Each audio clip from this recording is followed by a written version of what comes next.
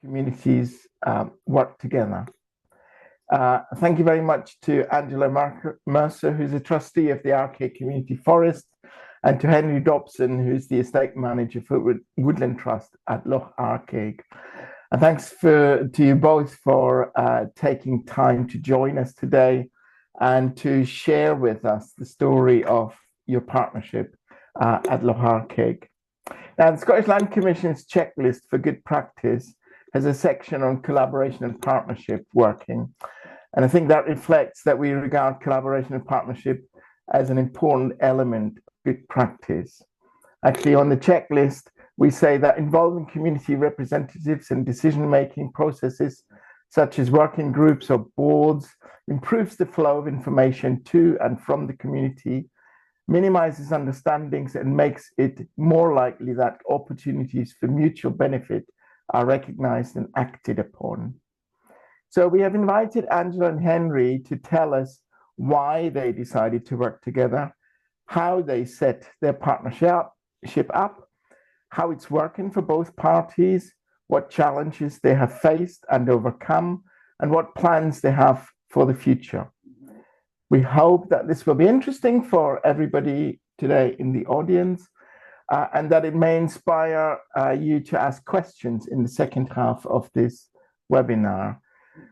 In fact, I think this evening is a really good opportunity to find out directly from Angela and Henry how their organizations are making a success of working together. And please do take the time to ask questions. You can either put them in the chat, you can raise your hand in the usual way, but please don't be shy. I think it will be the conversation in the second half of this webinar that will be really interesting. So without further ado, I just want to hand over to, I think it's Henry, who starts off the presentation for the Loch Arkaig partnership. Thanks, Uwe, but I'm very happy to let Angela make a start this evening. Yes, thank you, Henry. Yes, I'm afraid it falls to me to start. Being I suppose because Arkaig Community Forest were the initial movers in this enterprise. So just to give you a sort of geographical locator, the Loch Arkaig Pine Forest is situated on the south shore of Loch Arkaig, which is about 10 miles northeast of Fort William on the Great Glen. So, and it's basically 1,000 hectares of what would have been Caledonian pine forest, but has been overplanted or been felled over the centuries and overplanted with commercial non-native conifers most recently. It is completely surrounded by Achnacarry Estate, which is the Lochiel Estate, and it's now jointly owned and managed by the Woodland Trust and Arkaig Community Forest. The story started in 2013 when, at the time, these two blocks of forest were owned by the Forestry Commission, which had acquired it from the estate and planted it in 1961 and planted it with non-native conifers, mainly Sitka spruce and some lodgepole, regardless of what was underneath. So, but in 2013, it was deemed to be commercially unviable for the Forestry Commission, so it came up for disposal. And fortunately, well, I think it's fortunately, there were some enlightened members of the local community who saw this as an opportunity for the community and a threat to the remaining Caledonian pine forest that was there and everything else of ecological value within the forest, as the estate was unlikely to restore it. They would have probably felled it and then restocked. But remembering that commercially it was not seen as viable. The reason for that is being on the south shore of Loch Arkaig, there was very limited access. One block is accessed by of what was a very poor track, and the other block is only accessed by boat, which makes it really quite difficult for taking timber out. I'm sure Henry will explain that later. So again, from there, in the beginning of 2014, became the trying to persuade the local community that this was a good idea. Now, again, I say that there were some quite enlightened and capable people within the community, ecologists and people working within the environment and environmental industry, and we managed to persuade them that enough of the community, obviously you need the 50% to go for a community buyout through the CATS transfer scheme. But it's a small community, and as you will know, to go for a community buyout, you can only have 2 postcode areas, and the 2 postcode areas around Loch Arkaig only amounts to about 42 households. So that's not many people. And therefore the capacity is quite an issue.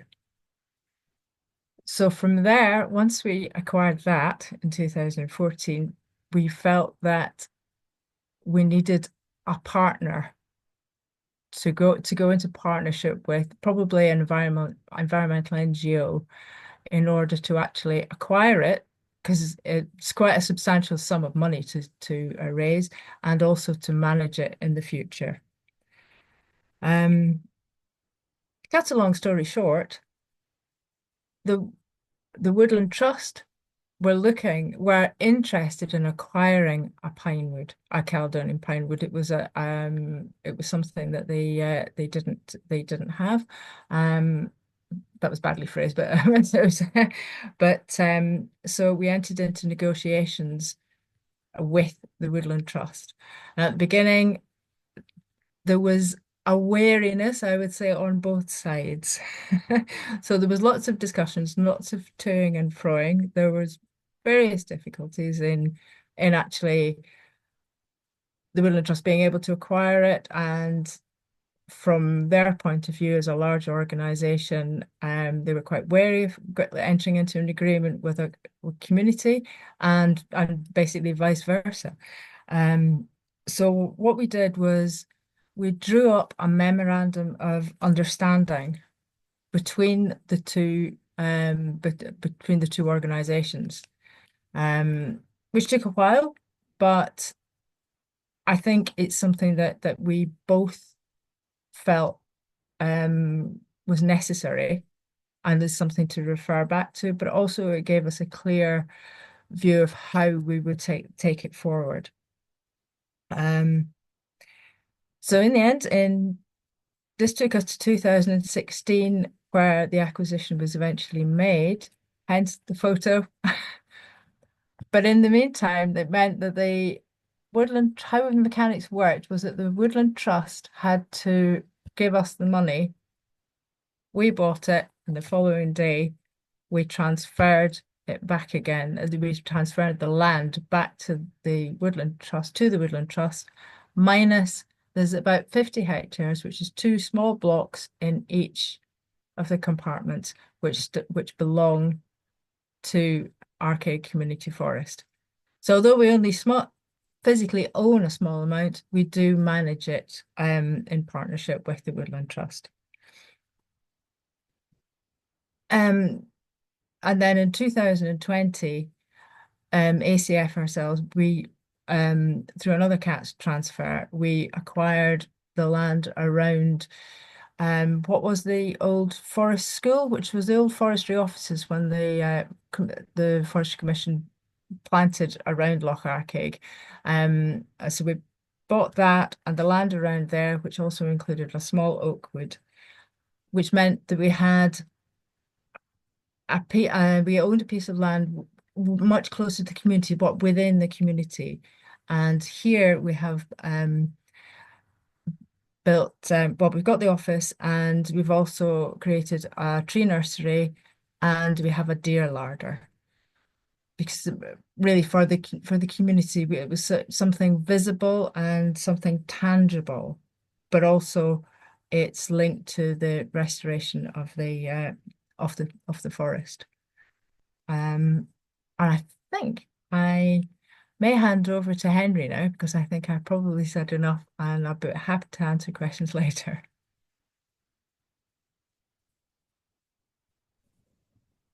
Thanks, Angela. Hi, everyone. I'll give a quick synopsis of the Woodland Trust experience. Starting off with this photo giving you an aerial snapshot of part of the forest. And this picture really illustrates what most of the forest is like. You can see the scars of the last 250 years quite physically, even at this distance. A lot of these ancient pine trees are dead, burnt in a fire, accidentally set by the commandos when they were training on Arkaig Estate in 1942. Very few pine trees left from what would have been a closed canopy pine forest, with very significant fellings over the last 250 years. And then in the distance, you can see this wall of non-native conifers. And I have nothing against timber production. My house is made of timber, but of course, planting these very vigorous trees in a Caledonian pinewood shades out the native trees, and indeed kills them unless you intervene sufficiently fast. And of course, again, you see in this picture all the trees are old because there's been, again, unnaturally high levels of browsing from sheep over the last couple of centuries, and particularly red deer, so that there's not been any regeneration. So it is a challenging site, but it's all the usual challenges.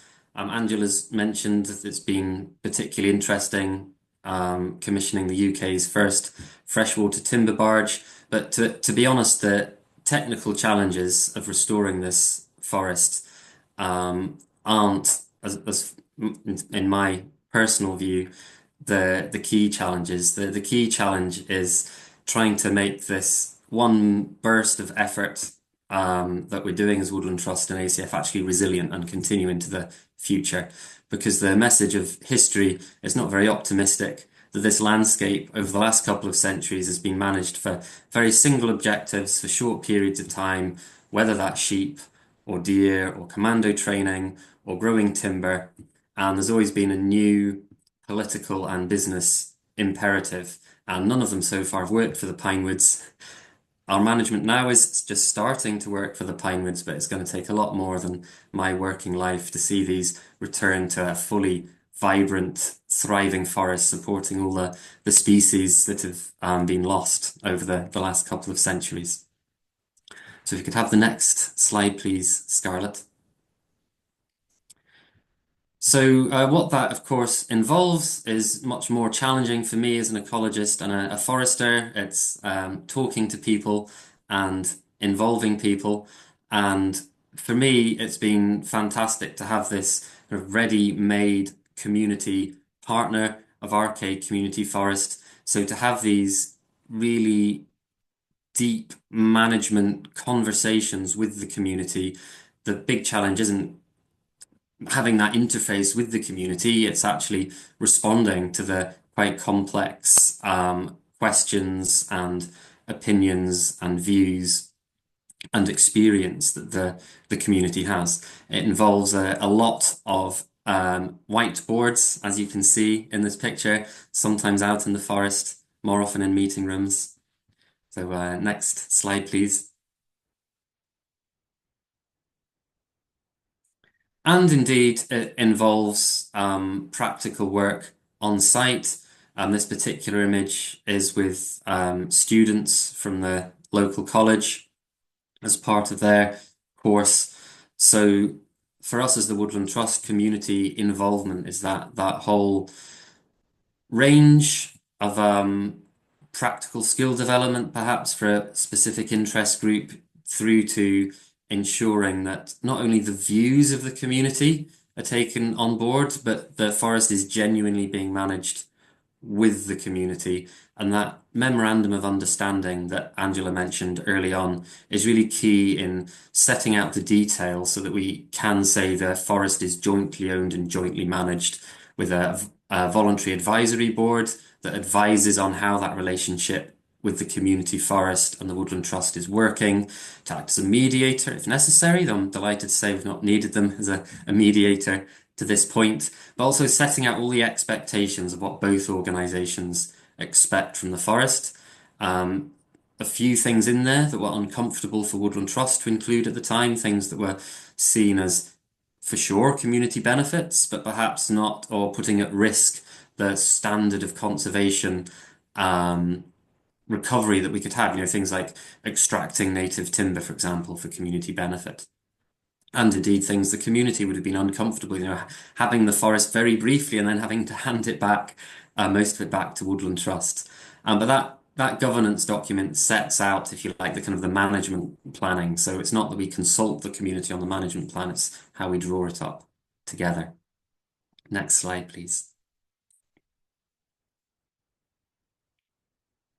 This illustrates how we try and engage with everyone in the community.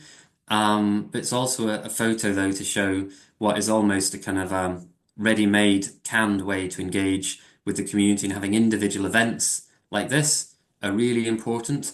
But this does allow everyone in the community to be involved in some way. Most of the individuals you see in this photograph do not really want to sit in collaborative planning meetings. So we do make an effort between us as ACF and Woodland Trust to engage with everyone. And in fact, our volunteering, which normally the Woodland Trust has a very well-developed volunteering process, the volunteering on site is actually managed and run by the community, and we do that jointly. So volunteers shouldn't be aware of whether they're volunteering with Woodland Trust or ACF. And again, we have all sorts of governance mechanisms behind the scene to allow that to happen. Next slide, please.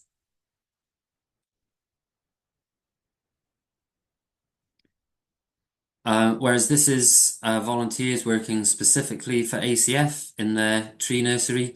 So one of the capital items that the community has is a tree nursery with 2 members of staff, the community members of staff. And again, we have another set of governance that underpins how that works, how Woodland Trust will support that nursery process, use the trees that come from this nursery, support relationships with other landowners in the landscape to ensure that not only is the community getting cash from tree sales, but the community is not only involved in decisions about what trees are available, what trees are planted, how local provenance works, but the community is actually leading on these decisions, which you might normally expect ENGOs or statutory partners to be leading on. Next slide, please. And one of those kind of, I guess, most complex areas for governance is around deer management. So I'm just using this as an example as one of the more complicated elements of the partnership between us, because of course you have gun control, animal welfare, lone working. You have a lot of very challenging issues to work through. Insurance might not seem a big deal, but that's been a particular sticking point for how individual community stalkers can be insured through Arkaig Community Forest. So here the Community Forest own and operate the deer larder and undertake community stalking in the jointly owned forest for extracting deer. And then the carcasses are processed and vacuum packed and sold in the community. So the community is having really the maximum involvement you could imagine in deer management right the way through the process, and that local product is being used and sold in the community. And you can see from the 2 examples we've gone into with the community nursery and the deer larder, the community hasn't chosen the most projects with the most economic return. They've chosen to really lead on projects where the community is being involved in managing the land, and individuals in the community that wouldn't otherwise have the opportunity to be involved in the practicalities of managing the land and in the decisions regarding the management of the land are really deeply involved in those decisions, even though the business models for these two types of ventures are quite challenging and typically only ever going to support the staff resource needed to run them rather than bringing in an income. Next slide, please, if I've got any left. Yes, I'll just finish on this before I hand back to Angela, because this is a very recent photo. In fact, the announcement regarding this photo is embargoed, but you'll hopefully see some news in the next week or two about Loch Arkaig Pine Forest, because in this photo, while no one's wearing their corporate gear except me for some reason, you have 3 members of Arkaig Community Forest trustees, 2 representatives of Achnacarry Estate, and Chris from Forestry and Land Scotland. And the cake is celebrating us signing a new memorandum of understanding between 4 partners with a vision to work together in a nature recovery focused project for the 30,000 hectares centred on Loch Arkaig, on the land owned and managed by those 4 different partners. And the community partnership has really been key to bringing those different landowners together. The focus, of course, for many landowners on whether it's nature restoration or economics or community engagement is always in flux. The stars have aligned that we've got a Scottish government that's very supportive of community involvement. But of course, that community is really the one thread that has been constant through the whole history of Loch Arkaig Pine Forest, whereas all those other management objectives of individual owners has really chopped and changed, as I tried to illustrate in my introduction. So for the Woodland Trust, the real power and benefit of working with the community and what makes it worthwhile, what makes all my time spent in meetings when I'd, to be honest, rather be on my own in the forest under a tree pondering some ecological conundrum. All that time spent in meetings is really worthwhile to really create a resilient project, and the community can really complement our approach, whether that's through having the ear of ministers or being able to access funds that we wouldn't as the Woodland Trust. And I hope that as the Woodland Trust, equally, we can complement Arkaig Community Forest for the same reason. But I will hand over to Angela for her view and experience on what truth there is in that.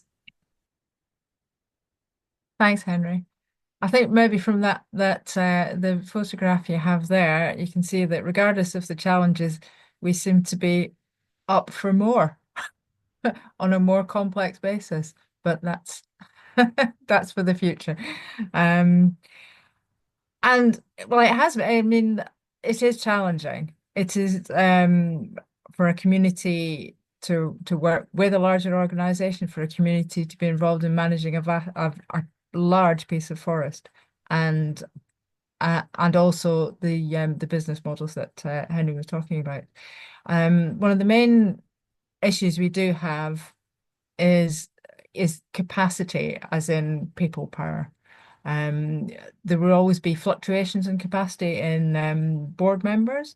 There's fluctuations in capacity in we have employees, but then that will always be limited by funding resources, and funding resources are limited by the number of employees. But you get through it. There are strategies. And one of the benefits of working with a larger organization is that we do have this buffer. And we always know that even if we have to go into a sort of a dip of ability, then management will continue because there is a larger organization there. One of the other main things that we find that is probably more troublesome for the Woodland Trust is that we have to be very realistic about timescales. Everything takes a long time. If you're working with a community, everything will take considerably longer than you think it will, and considerably longer than you would like it to. And I'm sure Henry would concur with that, because you have to manage people's expectations. People have different views about what they want, how they want it to happen, and the only way for this to work is for everyone to be listened to and to be taken into their views to be considered. As Henry said, we have a deer larder and a tree nursery, and these are situated within the community. They're situated quite close to the sort of to houses and to people's living space. Therefore, having them sited, having what is essentially a sort of industrial type site next to people's houses, that has to be done very sensitively. So there was a lot of discussion and toing froing, but things take slightly longer than you would expect. And also the involvement and sort of engagement of the wider community is quite difficult because people have different interests. There will be a number of people who are very interested in deer larders and tree nurseries, but I think the majority, a lot of the local community, that doesn't really do it for them. So there have to be other ways of engaging people. And one of those is you have a deer larder, so therefore you can have barbecues, and they seem to be very popular. So bringing people together, thinking of ways to bring people together just to show them what's happening is something that has to be done, has to be considered on a regular basis. In fact, as Henry will agree, food is a very good way of bringing people together.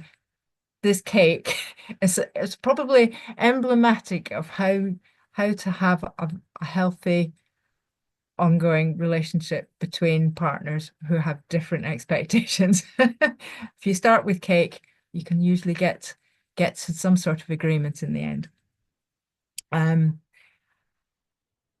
As I say,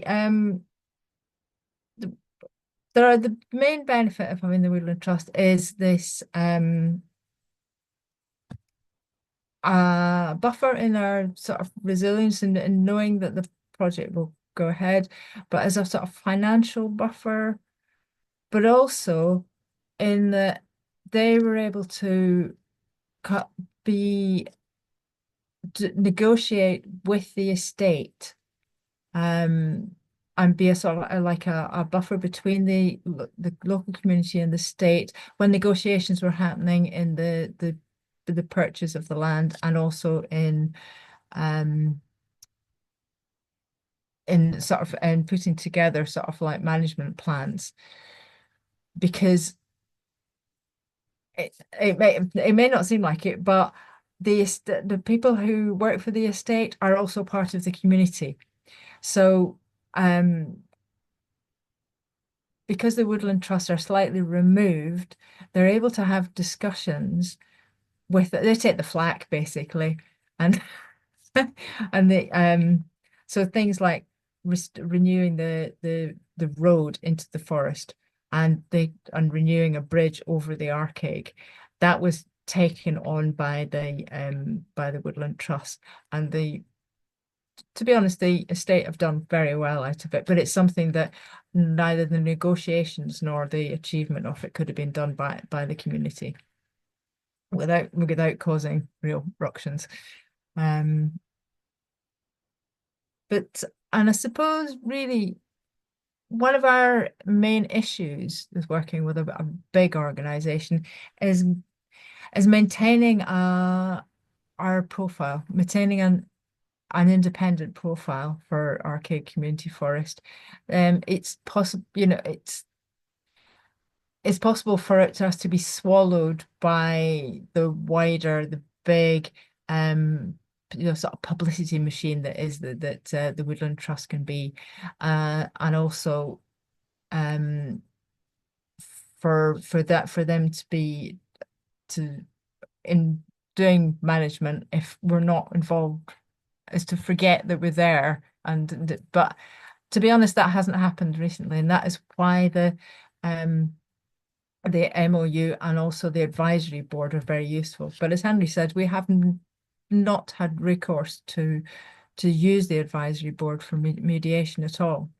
In fact, they're supposed to meet at least once a year, if not twice a year, and we did have a couple of years where they didn't meet because we forgot we had them, because we just haven't needed them, because the communication between the board, our employees, and the employees of the Woodland Trust, which is Henry and the site manager, are very good. We're very open, and we talk a lot. So I think we've been lucky, but I think we've set a precedent for that is positive for moving forward. And obviously, as I say, we're looking at forming new partnerships and working on a larger scale, which fingers crossed will keep going well. Anyway, I think on that note, I think I'll hand over to any questions. Great. Thanks very much, Angela and Henry. That was a really interesting presentation, I felt. One thing that I really liked about it was that you are not shy in describing the challenges that this brings. You're very open about things, and thanks very much for that. But you do it anyway, and quite often you're in discussions with potential partnerships, and they will all have similar issues that they identify, and then it might just stop them doing it. But you've done it anyway, and I think there's a lot of you've shown a lot of just commitment and enthusiasm about that, and I hope the new partnership that is even bigger is going to work as well. It's going to make it more complicated, but maybe stronger as well. We do actually have some questions in the chat. So there's one simple one to start off with, which is, which local college were you working with? Can one of you take that, either Henry or Yeah, that's Angela? the Fort William campus of University Highlands and Islands. One of their courses is countryside skills and ranger training, and we take students on placement from there. But we have visits from various other courses related to anything from geography to outdoor pursuits. Great, thanks very much for that, Henry. There's a couple of questions as well, which are a bit more complicated, and just a prompt for me maybe to say that we also have Emma Cooper on this call, who is our head of land rights and responsibilities, and maybe some of that is it needs Emma to intervene. So don't feel, Henry and Angela, that you have to answer all the questions. You can refer to the Land Commission if you think that is appropriate. But there are two questions in there that I can see from the same person. And one of them is about finance. Is there finance available for similar projects across Scotland? I think you were talking about funding at one point, Henry, and you were mentioning that working with the community actually gave you access to funding that maybe otherwise would not have been open to you. I mean, can you elaborate on that a little bit? Yeah, absolutely. So the Woodland Trust has a whole range of funding for the specific forestry related work we're doing to manage our site, which is a combination of a lot of members' money or individual donations, or entities such as People's Postcode Lottery that provide funding to us.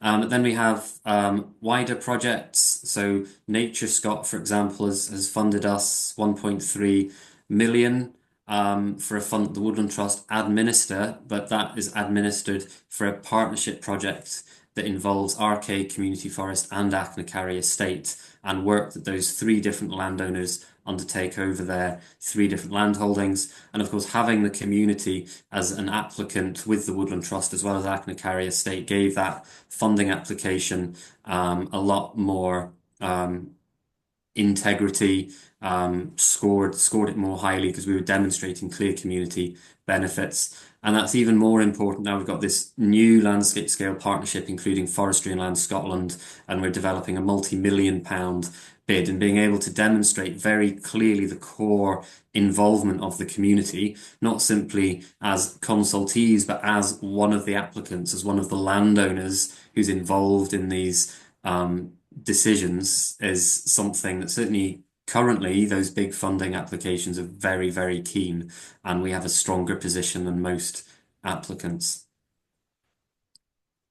Thanks very much, Henry. Go to a question from a different member of the audience, maybe. There's a question that says, how have you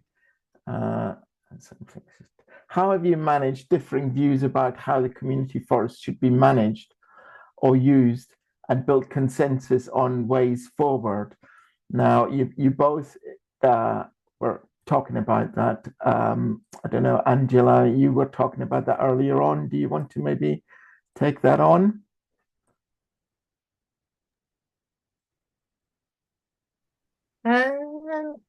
Yes, I mean are you talking about managing the forest? But I suppose the management plan was really put together by the Woodland Trust in consultation with ACF, and obviously that goes out to consultation, and I suppose we have meetings in the village hall, with and maps are brought. And there's lots of discussion goes on. Actually, it's very useful having a village hall, which is within the Arkaig estate. So you get people turn up to those, and certainly more recently with I think Henry, you've just done a new management plan, and we and FLS next door, they're doing a big management plan as well. And we found that there's a lot of people turn up there and will put in their thoughts about it. I think what I was thinking, referring to really about was the fact that we have so what most of what ACF is visibly doing is right within the community, and that really needed quite a lot of careful consultation, sort of talking, sort of going around and talking personally to people and taking their views on, sort of exactly where a shed will be and how big a polytunnel is going to be and things like that. But it takes time. I think that's the thing. It takes time. You have to listen to people and try to come to some sort of compromise as to what's going to work for the forest and for the business, as well as what's not going to cause people sort of that will leave people happy. But if you explain things carefully to people, it's a matter of just talking to people and explaining why you're doing something. Henry, I don't know if you got something. I think that's a very astute question, because it's probably the biggest, or has been the biggest, challenge for the Woodland Trust. And that, as an ENGO, we've got whole manuals of what our views are on things and how we do things, whereas a community is made up of different individuals, all who have slightly different views, but also who will have different amounts of capacity for being able to engage and communicate those views. And there have been some challenging times, particularly earlier on when there was much less governance, and ACF was a less well-established entity with those sorts of processes in place, when it was difficult for me and my colleagues in the Woodland Trust to get the balance right between, have we sought the right views from the right individuals in the community to actually get the community consensus on something? Are we trespassing on people's time by asking too many people? Are we actually just asking the one person that's got the loudest voice, and then things will fall apart later on because others haven't been consulted? And really what it has come down to is very boring. It's internal governance, and ACF now has very clear internal governance about how decisions are made and minuted, so it can be totally clear to us from the Woodland Trust what the community view is. Because of course there have to be lots of small ongoing decisions between two different landowners working together. So we've now got a brilliant process which is quite straightforward, and part of that is we have a monthly meeting when all ACF trustees and staff join a couple of Woodland Trust colleagues and can summarise any individual conversations that have happened in the last month about small matters that don't merit a full meeting. So it's these small examples of what we've woven into our routines that really answer that question of how we can make sure everyone's views are taken on. And I guess the last comment I'll make before I shut up on this answer is another related challenge is Woodland Trust. I was finding I was ending up as a bit of a gatekeeper for, I guess this would be an example, a lot of interest in what we're doing as a partnership from the media, from professional organizations, all sorts of opportunities where I could easily spend my whole time meeting with other people. And I didn't want to totally swamp ACF in these invitations, so I'd act as a gatekeeper. Having worked through the process now, I pass on every invitation to ACF, and it's entirely the ACF decision what they do or don't involve themselves in, with a delegated board management structure, so different board members have different responsibilities, and I will zip it. Can I just add to that we alternate our board meetings. We have more or less monthly board meetings, but we alternate them with just board and open meetings, which we have in the village hall, and anyone's free to attend.